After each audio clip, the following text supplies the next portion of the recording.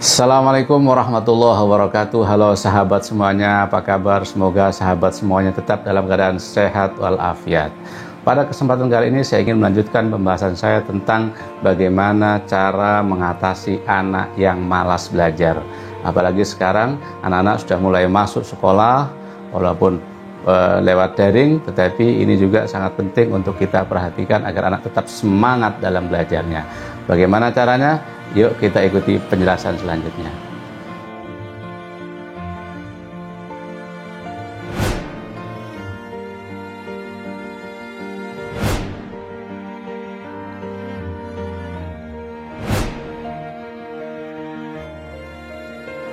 Ada beberapa hal yang menjadikan anak itu malas belajar.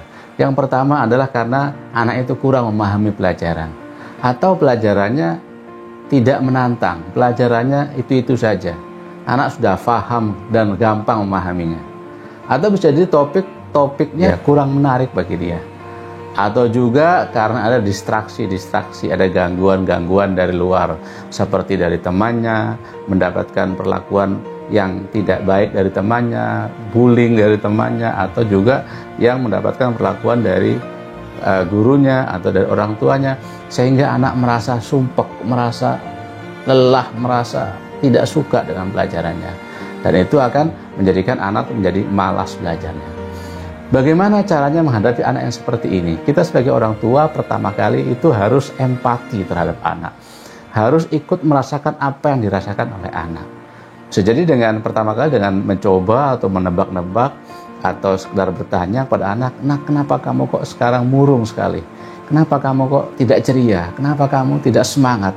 Apa masalahnya? Dan bagaimana teman-temanmu di kelas? Bagaimana gurunya? Bagaimana pelajarannya? Apakah kamu paham pelajarannya? Apa kendala-kendalanya?" Ini tidak apa-apa, dikorek, biar anak itu curhat, biar anak itu keluar semuanya, sehingga emosinya itu dikeluarkan semuanya. Karena selama masih ada hal-hal yang mengganjal dalam dirinya, emosinya masih terhambat, tidak bisa akan semangat dalam belajarnya. Karena masih ada hal yang menghambat. Jadi terkait dengan emosi ini harus clear terlebih dahulu. Karena anak tidak akan bisa berpikir dengan baik, tidak akan masuk ke dalam neokorteksnya kalau di otak limbiknya ini masih terhambat. Jadi ada hal-hal yang menghambat dalam emosinya, sehingga harus curhat terlebih dahulu, harus dikeluarkan semuanya apa yang menjadi hambatan-hambatan bagi anak. Ketika anak sudah curhat sama orang tuanya, sudah plong, orang tuanya harus mendukungnya. Iya nak, tidak apa-apa, walaupun apapun yang terjadi, kamu tetap baik, kamu tetap anak pintar, ayo kita bangkit, ayo kita belajar bersama. Nah, yang kedua, ajak anak untuk menyusun strategi belajarnya. Bagaimana caranya? Ayo kita belajar bersama. Kayak kita buat jadwal, kita buat kegiatan-kegiatan belajar harian. Tentunya dengan berlandaskan kepada tujuannya. Ajak anak untuk bermimpi di masa depan, memiliki cita-cita yang besar, cita-cita yang tinggi. Sehingga dengan cita-cita ini, anak akan berusaha untuk meraihnya. Kalau anak punya bakat dan punya potensi lain selain akademik, didukung, dibantu supaya anak itu semangat. Umpamanya dia semangat olahraga, ayo kita bantu. Kalau semangatnya komputer, ya belikan komputernya. Kalau semangatnya itu melukis, ya belikan alat-alat melukisnya, datangkan guru pelukisnya, atau ikut sanggar lukis dan lain sebagainya. Walhasil, orang tua harus bisa memfasilitasi belajar anak. Jadi ikut bersama-sama menyusun strategi belajarnya, baik di bidang akademik maupun di bidang non-akademik. Yang ketiga adalah buat suasana belajar yang menyenangkan. Berikan tantangan kepada anak. Jadi anak bisa jadi dikasih tantangan terlebih dahulu agar dia semangat dalam belajarnya.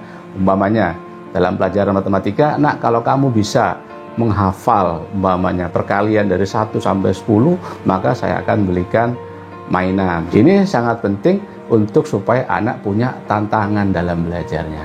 Atau pelajaran apapun yang sekiranya sesuai dengan kemampuan anak. Atau umpamanya mengajak anak bereksplorasi di luar rumah, bermain di luar rumah, dan sekaligus untuk belajar sambil bermain. Nah, atau juga bisa membelikan alat-alat permainan edukasi, permainan yang bisa memberikan pembelajaran. Atau juga bisa game-game edukasi dan lain sebagainya, walhasil membuat anak itu nyaman dalam belajar, senang dalam belajarnya. Atau juga dengan membelikan buku-buku yang menarik bagi dia. Apa yang buku yang menarik bagi dia? Kita belikan, sehingga dia merasa enak, merasa enjoy. Yang keempat adalah mendampingi anak belajar. Ini yang paling penting. Kadang orang tua lupa. Orang tua menyuruh anak belajar, tapi orang tuanya tidak mendampingi anaknya.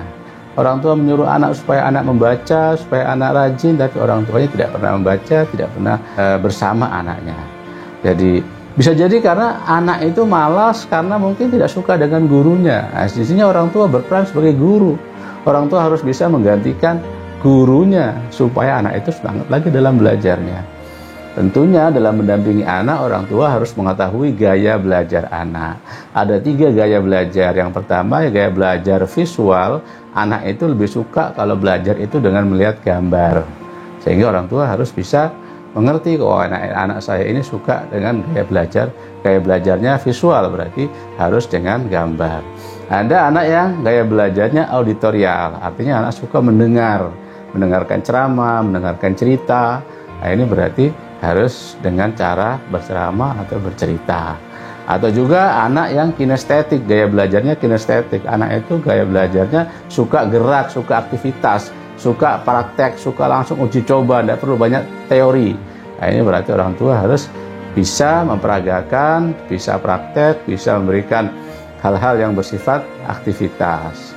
Dengan demikian anak merasa nyaman dengan belajar dengan orang tuanya. Jadi dampingi anak ketika belajar, jangan ditinggalkan. Bisa jadi orang tua harus menentukan 1 jam sehari bersama anak.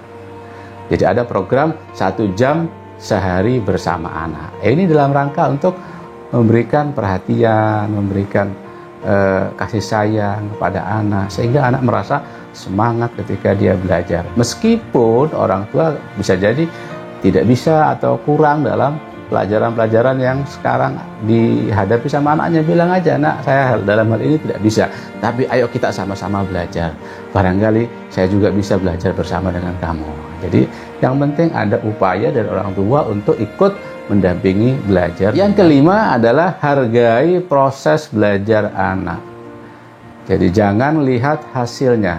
Yang penting anak sudah belajar, sudah mau beraktivitas, sudah mau mengatur pelajarannya, sudah mau berusaha. Setelah itu apresiasi anak. Jangan melihat hasilnya.